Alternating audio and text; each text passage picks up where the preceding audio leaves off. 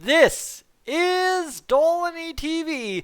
Ladies and gentlemen, good afternoon and welcome back to another edition of Edmonton Oilers discussion here on the channel today. And, well, the topics, they're running thin, but an important discussion that we haven't fully had a video dedicated to as of yet is Caleb Jones and kind of what his role with the Edmonton Oilers will be this upcoming season. A guy that figures into the defense at least somewhere, right? He's ahead of Broberg, he's ahead of Bouchard at bare minimum, unless something crazy happens at camp. But as it currently stands, Caleb Jones is a top six defender for the Edmonton Oilers. The question is he a top four defender for the Edmonton Oilers? And it really depends on how you stack things when it comes to the defensive lines. I was reading Lowtide's blog today. I've been reading a lot more Lowtide lately. I don't know where that just came from. I really haven't checked out much of his stuff previously, but all of a sudden that's coming out of nowhere. But you know what? It is what it is. When there is at least some Oilers news at this point, you just got to consume what you can get and figure it out and make an opinion for yourself kind of deal.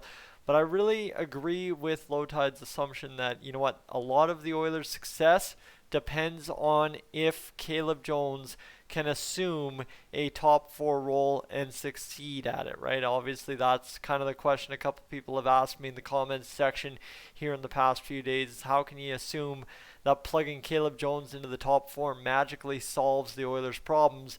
I guess the number one thing I'd be concerned about with plugging Caleb Jones into a top four slot next to, say, Larson or next to Barrie, however you suit up the top four, obviously pairing together Bear and Nurse again next season, is you ask yourself this: can Bear and Nurse bear the load as the number one D pair? If they can, then you can easily have Caleb Jones as a 2A, top four defender, and then you have 2B with Chris Russell. Chris Russell is no longer a true two pair D-man.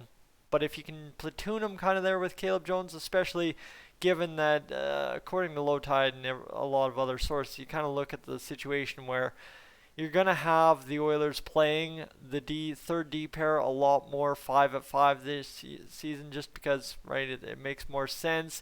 And especially with the depth on the right side, you got to do it to get Barrie, Larson, and Bear all their equal ice time that you should be using for guys outside of Bear that'll be making north of $3.75 million this season. And obviously, right, Bear's going to have ice time to go out there and earn his contract for next year after we re-sign him in this offseason. So all in that leaves kind of, if you're figuring out the right side, you're going to have to figure out the left side. And that's where I get into the discussion about the 2A, 2B, I can't say 2B very well, 2B pair with Chris Russell and Caleb Jones kind of platooning ice time on 5-on-5 situations. But that's great and dandy. You can talk about 5-on-5 all you want. The question is, are you going to go out there and trust Chris Russell to be your second pair penalty killing unit? And if you're not, then of course that falls down to Caleb Jones, and now you've got even more questions to ask yourself. Is Caleb Jones a guy you want to have on the penalty kill every single shift for 45 to a minute? Well, again, question mark, right? I mean, technically, you can depend on Caleb Jones to give you steady Eddie defense. We've seen that the past few years out of him.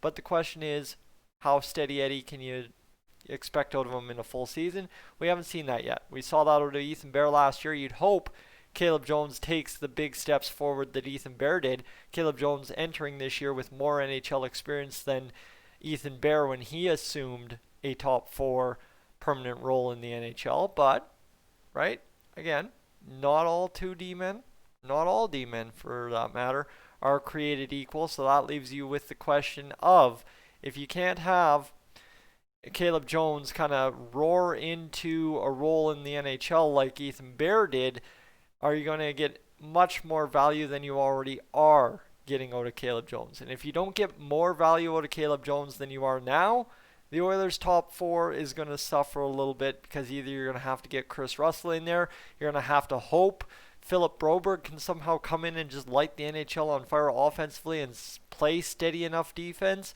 or you're going to have to hope that Caleb Jones figures it out on the job, kind of similar to Ethan Bear, but figures it out on the job at some point and gets you where you're going towards the end of a 48, 55 game schedule?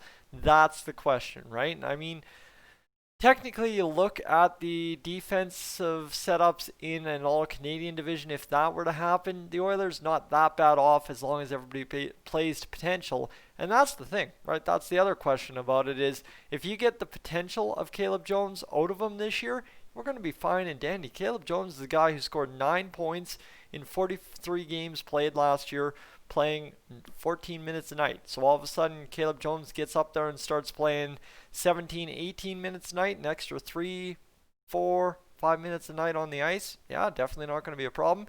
As long as he cleans up the giveaways a little bit, 26 giveaways to 8 takeaways last season in those 43 games.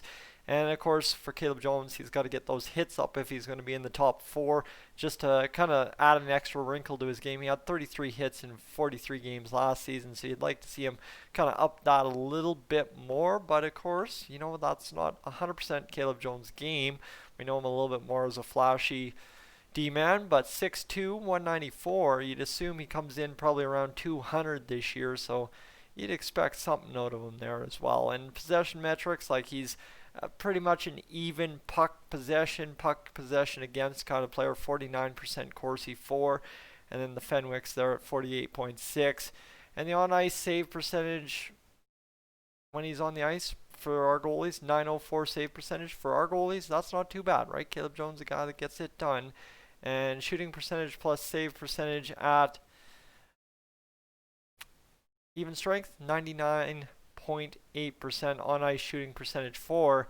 The team shoots 93 or 9.3% when he's on the ice, so you'd like to see that get up as well a little bit. And Caleb Jones, a guy that only shot the puck about just less than a shot per game in 43 games last year. So again, similar to what I've been talking all about this. The potential's there. If he gets a top 4 role and succeeds, the Oilers have absolutely nothing to worry about. That's the beautiful part. If Caleb Jones gets in there, does his thing, and gets it done, no problem, nothing to worry about, game over. Oilers are winning a lot of hockey games. But that's getting the potential out of Caleb Jones, and that, of course, is getting the potential out of Nurse and Bear to ride them for 23, 24 minutes a night if you need to in certain situations, as we saw last year with, say, a Clefbaum Larson or a Bear Nurse pairing. So that's kind of the question mark. But maybe we're looking at it the wrong way, right? If we're worried about Caleb Jones succeeding in a top 4 role in that 2A, 2B situation that we talked about earlier, then how much time does Chris Russell and like a Tyson Barrie or Chris Russell and an Adam Larson, if Barrie's with Jones, see and allow the Oilers to kind of sit back and play those guys in steady Eddie 5-on-5 minutes to try and just generate something? Obviously 5-on-5, you don't want Chris Russell and Adam Larson as your D pair trying to drive offense. It's just not going to happen.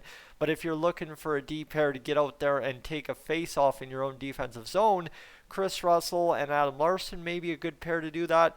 Chris Russell and Tyson Barrie may be a good pair to do that as well, because if you win the face-off, Barrie can make the breakout pass and away you go playing offense, and you drive possession for 45, 50 seconds in the offensive zone.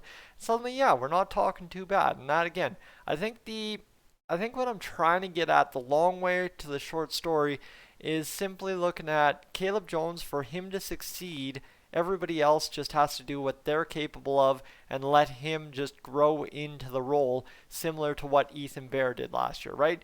And Ethan Bear, he kind of grew into the role very quickly, and I would not assume that that's going to happen for Caleb Jones. That definitely, don't get me wrong there, because Ethan Bear was sink or swim the second game of the season because Adam Larson went down with an injury, and that was it for however many months.